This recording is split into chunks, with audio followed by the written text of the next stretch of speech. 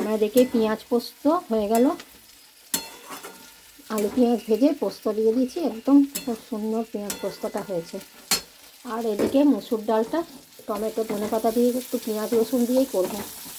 পেঁয়াজ রসুনটা ভাজা হয়ে গেছে, টমেটো ভাজা হয়ে গেছে। এই ডালটা সবারই ভালো লাগে বলো, সবার প্রিয় এই মুসুর ডাল এরকম পেঁয়াজ রসুন টমেটো দিয়ে আর আলু সিদ্ধ, দারুণ লাগে। পোস্ত দিয়েও ভালো লাগবে। চলো ভাজা হয়ে গেছে, ডালটা দিয়ে দাও।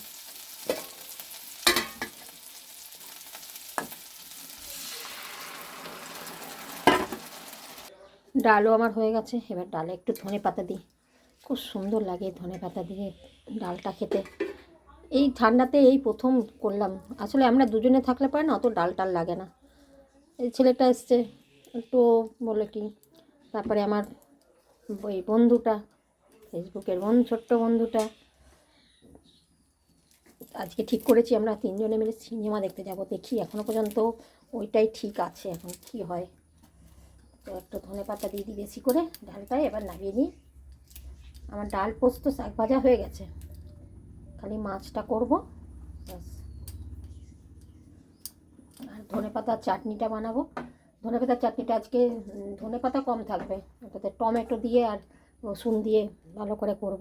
ডালটা নামাই।